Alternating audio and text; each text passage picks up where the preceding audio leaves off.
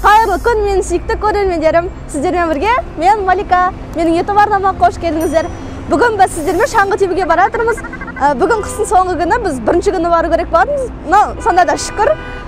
Біз киім шаңғы алу үшін Скадиға келдік. Шаңғы аламыз, ботинка аламыз, каска аламыз, тағы да басқалары. Ендеше бізбен бірге болыңыздар.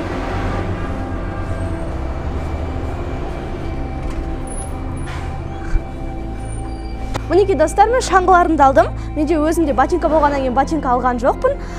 Менің жеке өзіме 7000 теңге шықты. Сіздер осы бағаға комбо алсаңыздар болады, ал комболардың бағалары 13000-нан 7000-ға дейін. Негізі Алматы қаласының төңірегі шаңғы, сноуборд, қыстық демалыстарға таптырмайтын мекен. Шымбұлақ, Ойқарағай, Ақбұлақ, Пионер, Табаған және тағы да басқа мен білмейтін жерлер өте көп шығар. Біздің бүгін баратын жер тау шаңғы курорты Ақбұлақ.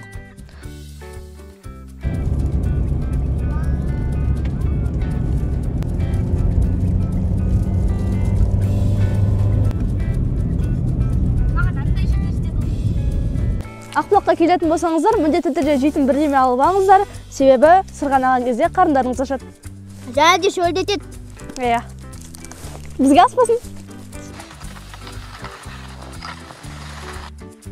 Ақбұлақ тау шаңғы курорты Талғар тауларының етегінде теңіз деңгейінен 1600 метр биіктікте орналасқан.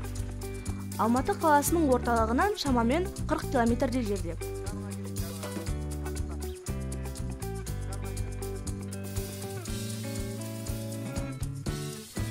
Ақбұлақтың бағалары салыстырмалы түрде қымбаттау.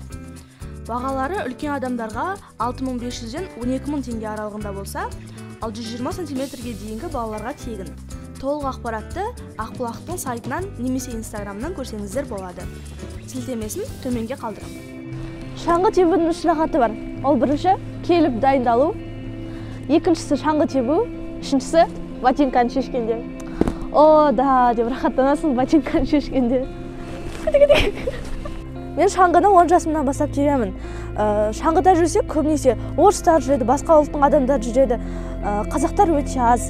Сол себепті қазақ жігіттері қыздары шаңғыға тұрып, осы шаңғы спортын дамытайық.